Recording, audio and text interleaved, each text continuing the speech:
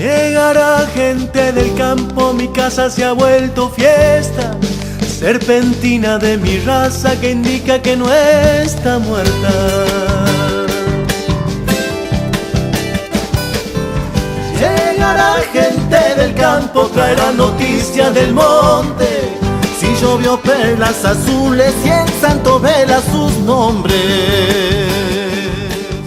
Hola amigos, ¿cómo les va? Una alegría encontrarnos con todos ustedes para compartir desde el interior de la Argentina hoy un programa sobre cultivo de maní, siembra, arrancado y cosecha.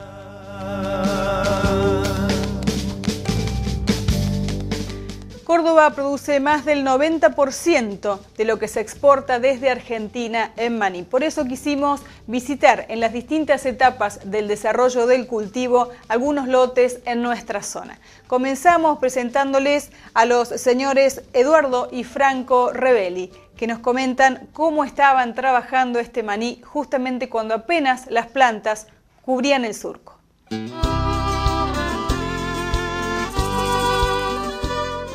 Bueno, esto viene de una rotación de soja, maíz.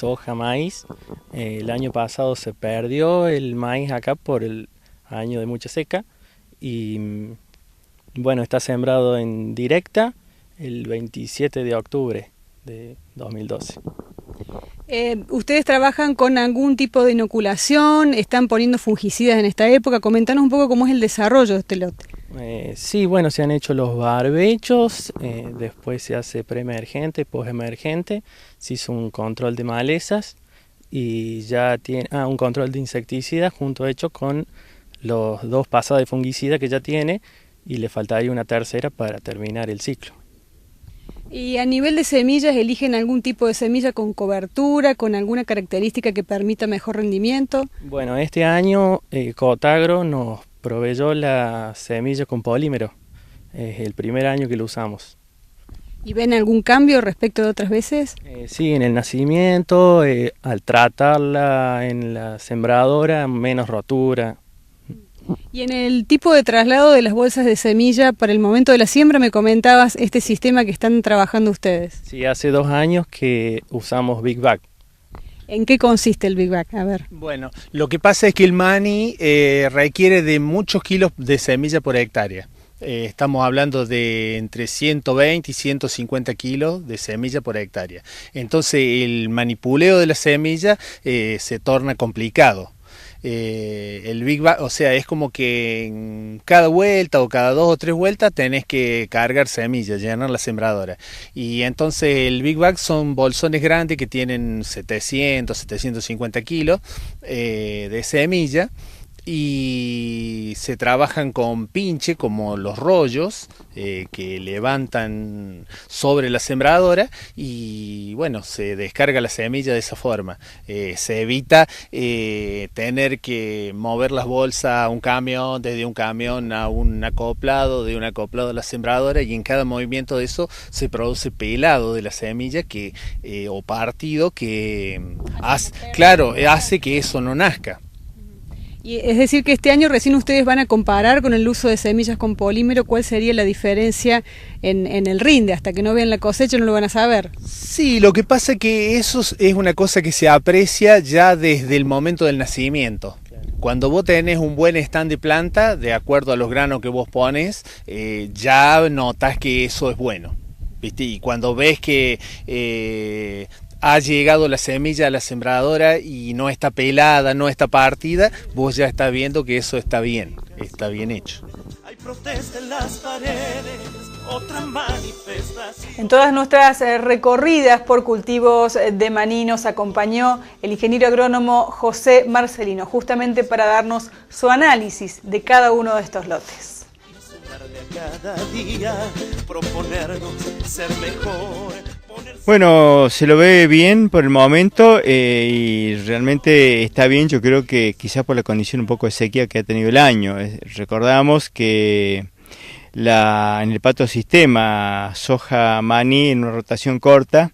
Tenemos muchos patógenos comunes a ambos cultivos y en una rotación corta hace que seguramente la presión de inóculo que haya en este suelo, que pasen de año a año porque no tenemos la incorporación de un maíz al medio, sea muy alta. Entonces esta condición climática de temperatura, humedad, vientos desecantes ha hecho que la sanidad sea buena, que de otro modo quizás podríamos tener una enfermedad muy común en soja que se está dando en algunos casos, como es esclerotinia. Esclerotinia es la misma, tenemos hongos de suelo que son los mismos y son 9 las enfermedades que comparten ambos cultivos, de manera que la posibilidad de que se dé una enfermedad, también hemos tenido este año algunos casos de macrofomina, entonces lo está ayudando esta condición que, si bien es escasa agua, el potencial del lote sigue siendo muy bueno. Y por otro lado, tal vez también la protección que se le ha hecho con sistemas muy modernos a través de todo lo que es agricultura de precisión esté contribuyendo a que toda la tecnología se use una muy baja cantidad de producto con mucho éxito y muy bajo impacto ambiental también. Álvaro Bercesio es un joven productor que junto a su padre, trabajando en cultivo de maní, aplicó dosis variables para control de malezas. Estuvimos trabajando un poco en lo que fue barbecho con dosis variables, por una cuestión de que demográfica del lote tenemos bajos, lomas y media loma. Los bajos teníamos otro tipo diferente de malezas y entonces ahí aplicamos el uso de dosis variable. Vos antes obviamente habrás usado otro tipo de equipamiento, ¿me podés decir qué diferencia ves primero en la eficiencia del uso de los fertilizantes, de los agroquímicos que se ponen en la máquina? ¿Significa ahorro y además mayor efectividad? Sí, así es. Lo primero que nos enfocamos cuando hablamos de uso de tecnología es en el ahorro y en la eficiencia del uso de los agroquímicos, que hoy en día tenemos un costo muy elevado que impactan en cierta forma una gran cantidad sobre la producción, digamos. Antes se hacía, por decirte, una misma dosis para todo el lote, lo cual implicaba matar las malezas en los bajos y en las lomas, que con la mitad de la dosis lo solucionamos. Entonces, eso hace el uso de esta tecnología que, ahorremos mucho.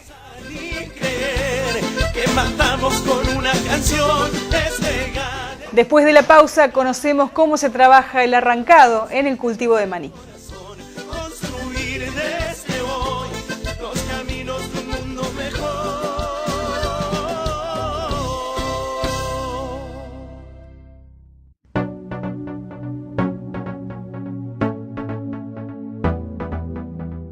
Cuando llegamos al momento del arrancado de maní, le pedimos al ingeniero agrónomo Esteban Riveri que hiciera su análisis de la calidad de las plantas y de su rendimiento. 100 años solo florece una vez en tu nombre. En tu nombre. Estamos en un porcentaje de madurez del 50-60%, digamos, sería un porcentaje óptimo por las condiciones climáticas que tenemos. Al lote lo hemos seguido de los comienzos y podemos observar que es un lote que sanitariamente está muy bien. Eso hizo que pudiéramos quizás aguantarlo un tiempo más en el suelo y que el maní realmente llenara bien las cajas y tener una buena relación caja-grano, como todos sabemos que parte del rendimiento del maní es la relación caja-grano y el tamaño de maní para la selección, tamaño apto de zaranda sobre 7,5 milímetros. Estábamos ya en los porcentajes del 60%, el hilo tiene una buena resistencia, no hay desprendimiento de hilo y eso lleva a que no haya importantes pérdidas, digamos, en lo que sería arrancado, que no deberían superar el 4%. Así que desde ese punto de vista del lote, sanitariamente vemos que está bien. El porcentaje de arrancado también lo tenemos.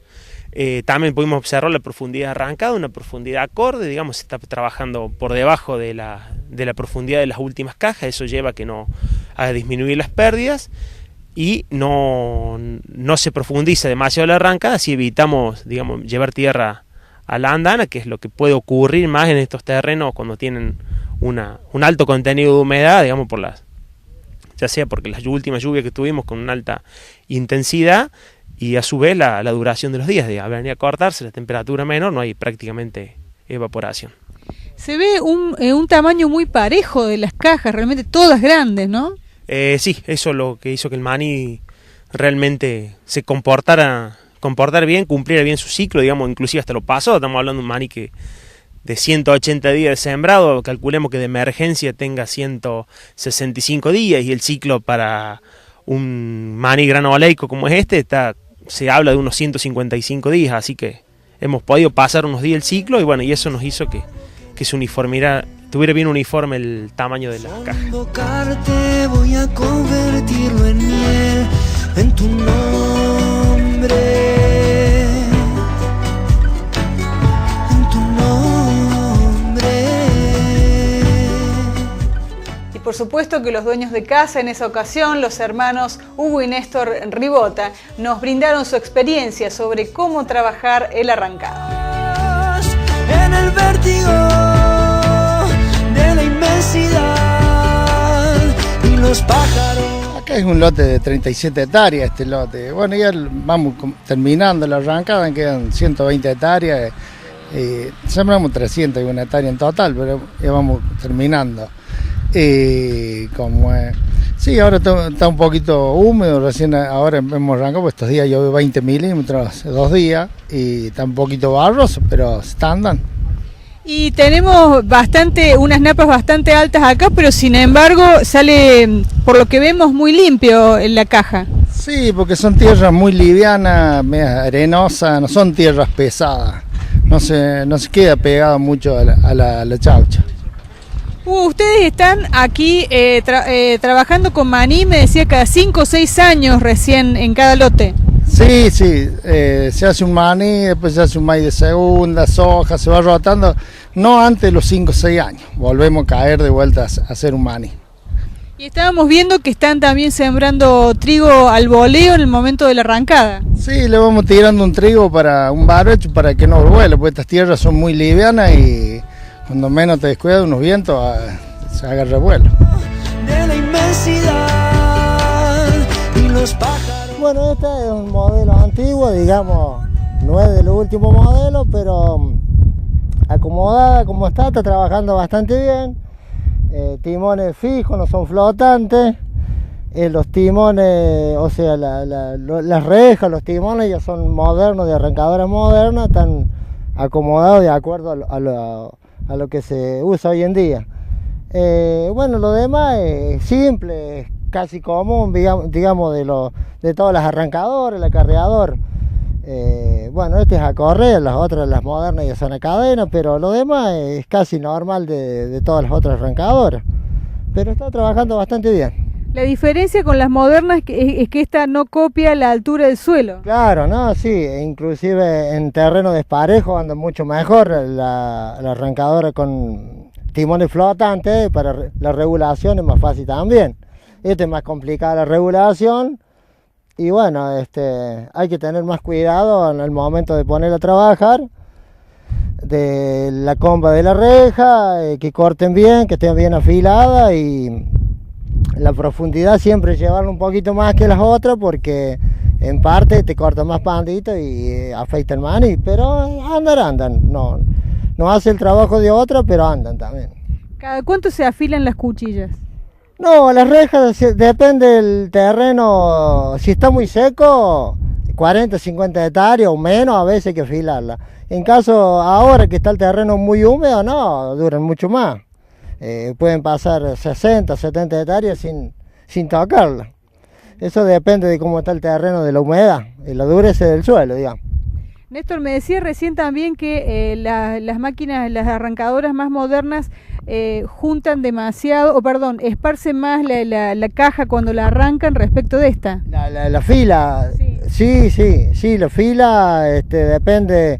Las arrancadoras modernas generalmente los arcos invertidores están más abiertos y son más bajitas y no cierran tanto la fila como en el caso de estos modelos.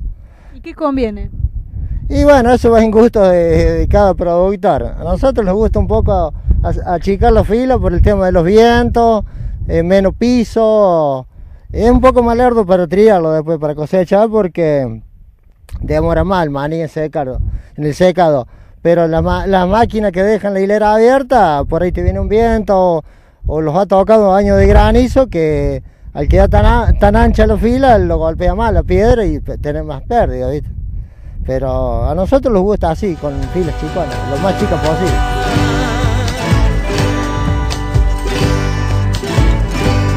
En tu nombre. Hacemos la última pausa en Río 4 Agro, no se vayan, enseguida continuamos con la cosecha de maní en la provincia de Córdoba.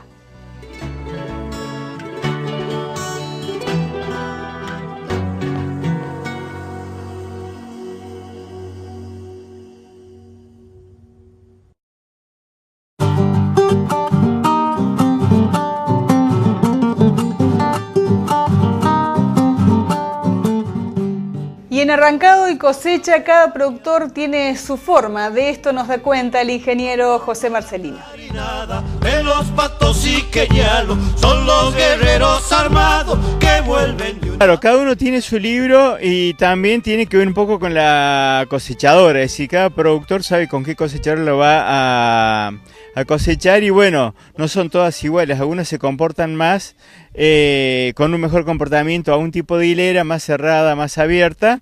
Y bueno, eso cada productor lo sabe ya y un poco regula la arrancada. También lo podemos ver en el tipo de los peines invertidores. Aquí los peines invertidores están casi todos, por lo menos los externos, recubiertos o con teflón o algún tipo de plástico para que la planta fluya más fácilmente y el invertido sea más homogéneo y mayor, o sea que cuanto más exposición tengamos del maní al aire, más rápidamente se seca, menos riesgos podemos adelantar 1 o 2 días de cosecha y bueno, cuando tenemos un otoño inminente, a veces esos 1 o 2 días nos permite avanzar en algunas hectáreas más y por otro lado en las plantas secadoras también, aunque podamos cosechar 1, 2 o 3 grados de humedad con que se vaya a la planta es muy caro para el productor y para la planta en lo que es energía, más en un país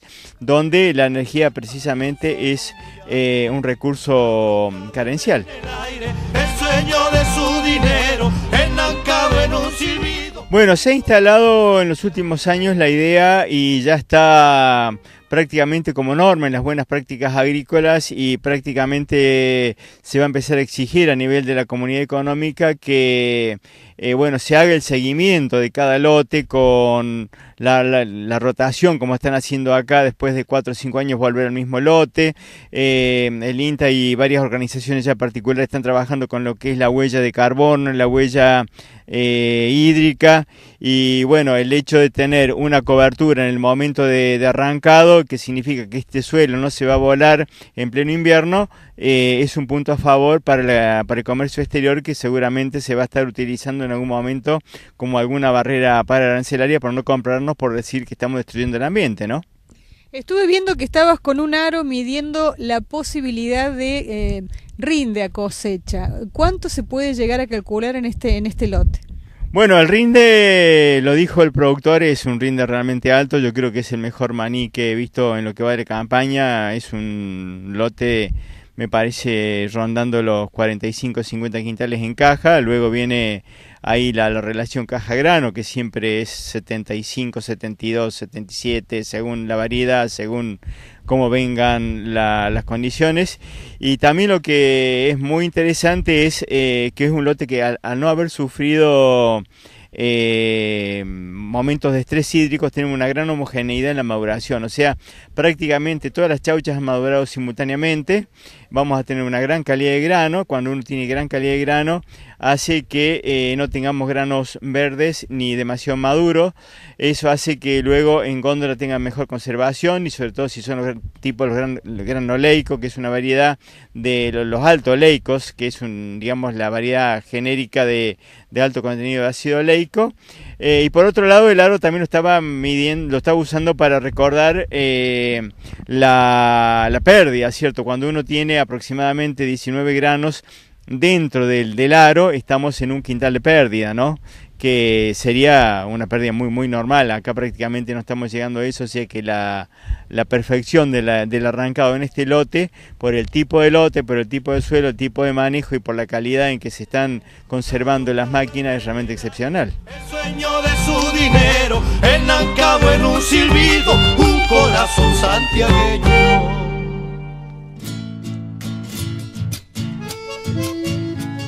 Y en plena cosecha volvimos a visitar a los hermanos Ribota, que tuvieron en este lote de 35 hectáreas muy buen rendimiento.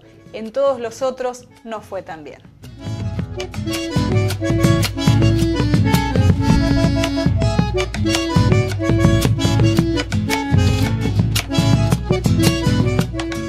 El año ha venido muy complicado. Este lote está más o menos porque, bueno, es un lote bajo, tenemos napas media cerca, pero si no, ha venido un año muy complicado.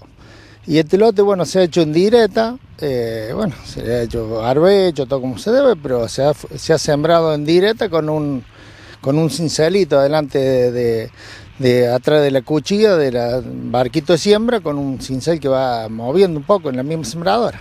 Ahora, Hugo, ¿cuál es el cultivo antecesor? Este venía soja.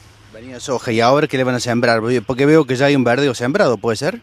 Sí, le hemos tirado un trigo como para cobertura y después se fumiga, se quema, se hace un barbecho y como es. Después vamos a hacer un maíz de segunda.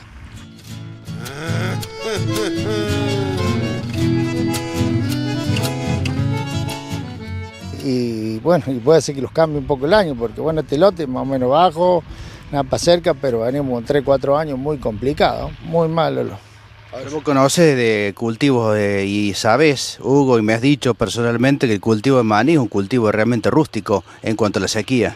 Sí, se defiende bastante, pero bueno, no, cuando no llueve no hace nada tampoco. Este lote está mejor que otro porque es un lote bajo, como te digo, pues tenés napa cerca, pero no, es un año complicado, tenés rindos muy bajos, no. ¿Llegaste, por ejemplo, 50 quintales en algún punto? Sí, algunos lotes, eso, como te digo, que tenemos napa cerca, algunos pedazos, muy cortos pedazos, si no, nada que ver, no. Y si no, 15, 20. Sí, 20, 25, 30, no, hubo de todo este año, de todo. Y se acaba.